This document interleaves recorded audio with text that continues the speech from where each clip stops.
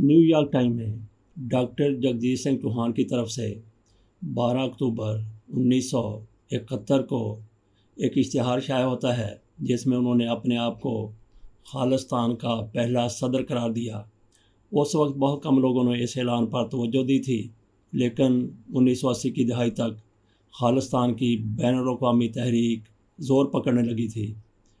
India کی ریاست پنجاب کے پولیس کے اعداد و شمار کے مطابق 1981 سے 1993 تک خالصتان تحریک کے حوالے سے ہونے والے 12 سالہ طویل پرتشدد واقعات میں 21,469 افراد اپنی جانوں سے گئے اور انڈیا کی سب سے خوشحال ریاست پنجاب کی معیشت تباہ ہوئی۔ 23 جون 1985 کو خالصتانی علیحدگی پسندوں نے کینیڈا کے شہر مونٹریال سے ممبئی جانے والی ایئر انڈیا کی پرواز پر ایک ٹائم بم رکھا، جس کے باعث یہ طیارہ آئی لینڈ کی فضائی حدود کے دوران پرواز پھٹ گیا، جس کے باعث اس پر سوار تمام 329 افراد ہلاک ہو گئے۔ یہ 2001 میں امریکہ میں ہونے والے 9/11 حملوں سے پہلے تاریخ کا سب سے بڑا دہشت گردی کا حملہ سمجھا جاتا تھا۔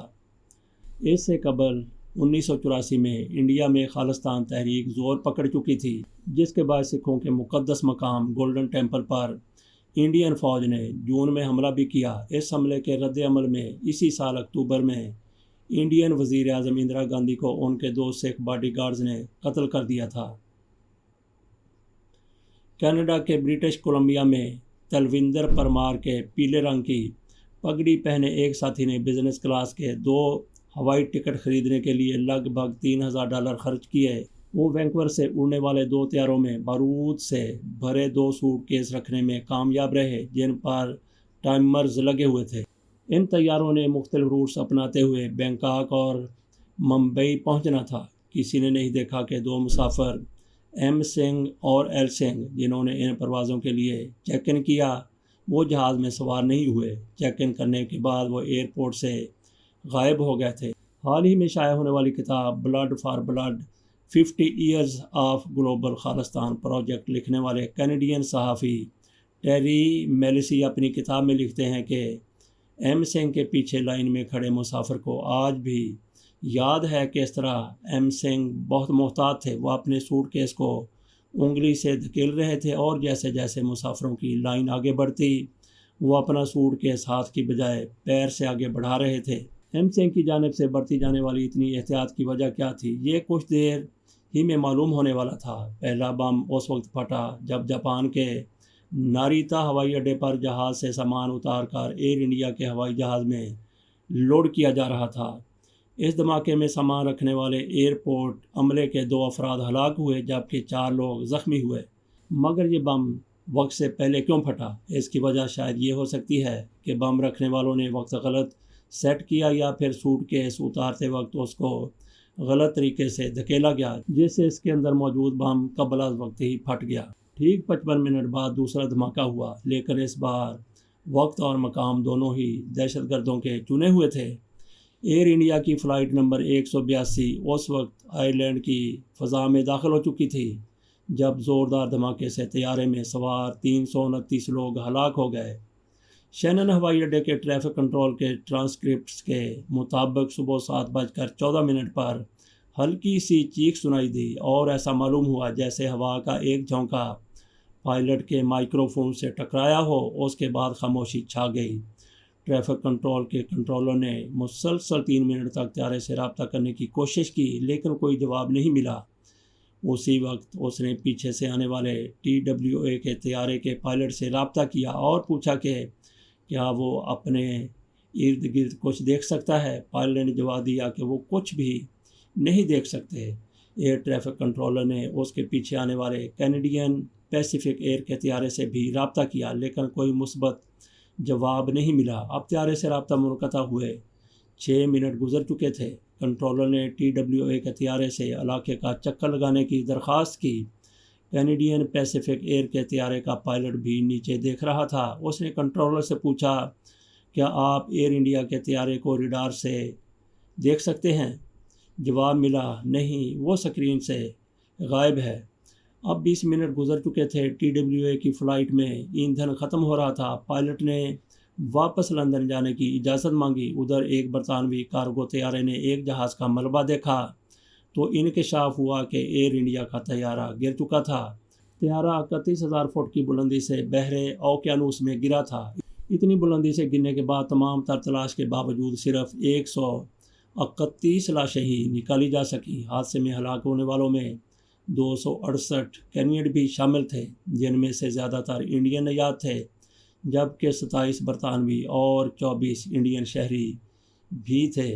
18 سال بعد مس ڈی نے وینکوور میں جاری مقدمے کی سماعت میں مرنے والوں کے لواحقین کے سامنے گواہی دیتے ہوئے کہا کہ اس نے ببر خالصہ فنڈ اکٹھا کرنے والے رپو دمن سنگھ ملک کو یہ کہتے سنا، اگر طیارہ ناریتا ہوائی اڈے پر وقت پر اترتا تو پھر کہیں زیادہ نقصان ہوتا، زیادہ مواد ہوتی اور لوگوں کو معلوم ہوتا کہ ہم کیا ہیں، انہیں خالصتان کا مطلب معلوم ہوتا اور انہیں اندازہ ہوتا کہ ہم کس لیے لڑ رہے ہیں۔ فلائٹ نمبر 182 دھماکے میں ہلاک ہونے والے راموتی کے بیٹے سشیل گپتا کی عمر اس وقت 12 سال تھی۔ جب اس واقعے کی عدالتی انکوائری شروع ہوئی تو ان کی عمر 33 سال ہو چکی تھی۔ بعد ازاں انہوں نے کمیشن آف انکوائری کے سامنے گواہی دیتے ہوئے کہا کہ کینیڈا کے سرکاری افسران کو ہماری کوئی پرواہ نہیں تھی، ان کی نظروں میں یہ ان کا نہیں بلکہ انڈیا کا دکھ تھا، انہیں اس بات سے بھی فرق نہیں پڑتا کہ ہم کینیڈین شہری تھے۔ تحقیقات میں انکشاف ہوا کہ طیارے میں بم کینیڈین شہریوں نے نصب کیے تھے۔ کینیڈا میں آنے والی ہر حکومت نے دعویٰ کیا کہ انہیں ایئر انڈیا کے طیارے پر حملے کی کوئی پیشگی اطلاع نہیں تھی، لیکن حقائق اس کے برعکس ہیں۔ ٹیری میلیسکی لکھتے ہیں کہ آج تک 9 ملزمان میں سے صرف ایک اندر سنگھ کو سزا سنائی گئی ہے۔ 21 سال بعد جب جوڈیشل کمیشن بنایا گیا تب بھی لوگوں کو پتہ چلا کہ غلطی کہاں ہوئی ہے۔ 1982 میں ہی کینیڈین سیکیورٹی فورسز کو معلوم ہو چکا تھا کہ ببر خالصہ کی سرگرمیاں کینیڈا میں جاری ہیں، اور یہ بھی واضح تھا کہ ایسا کچھ ہونے والا ہے کیونکہ تلوندر پرمار اپنی تقریروں میں کہہ رہے تھے کہ انڈین طیارے آسمان سے گریں گے۔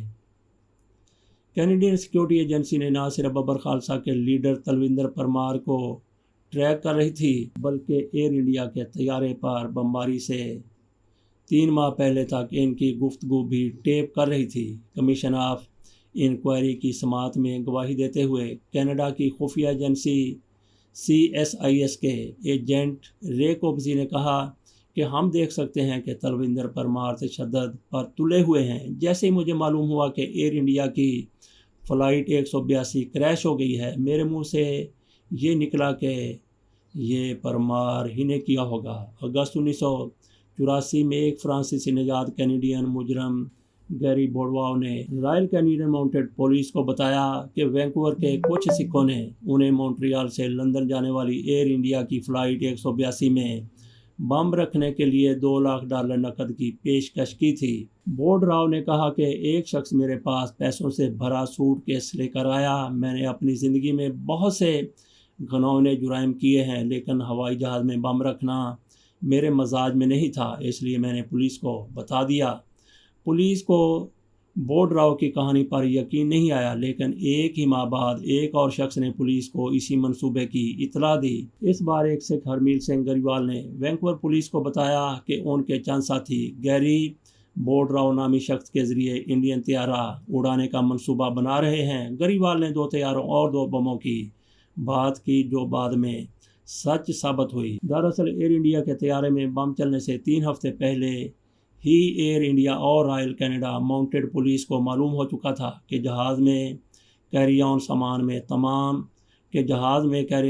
میں ٹائم بم چھپا کر جہاز میں رکھنے کی سازش ہونے والی ہے، لیکن اس کے باوجود ایک سوٹ کیس کو بغیر چیک کیے جہاز میں لے جانے دیا گیا۔ 4 جون 1985 کو جب پرمار وینکوور جزیرے پر یہ دیکھنے گئے کہ اندرجیت کس طرح بم بنا رہے ہیں تو 2 کینیڈین خفیہ ایجنسی کے اہلکار ان کا پیچھا کر رہے تھے، لیکن ٹیری میلیسکی کے مطابق انہوں نے حکام کو کوئی اطلاع نہیں دی۔ ٹیری کے مطابق خفیہ ایجنسی اہلکاروں کو بتایا گیا تھا کہ ان کا کام صرف پرمار کی نگرانی کرنا ہے، کسی کام میں مداخلت نہیں کرنا، اس لیے انہوں نے کبھی کینیڈین پولیس کو پرمار کو روکنے یا تلاشی لینے کے لیے نہیں کہا۔ اس واقعے سے یہ بات سامنے آئی کہ سیکیورٹی اداروں کے درمیان کوئی ہم آہنگی نہیں تھی۔ کمیشن آف انکوائری کے سربراہ جسٹس جان میجر نے اپنی رپورٹ میں لکھا کہ اگر کینیڈین پولیس کو معلوم ہوتا کہ CSIS کیا جانتی ہے اور اگر CSIS کو معلوم ہوتا کہ کینیڈین پولیس کیا جانتی ہے تو یہ یقینی ہے کہ ایئر انڈیا کے طیارے کو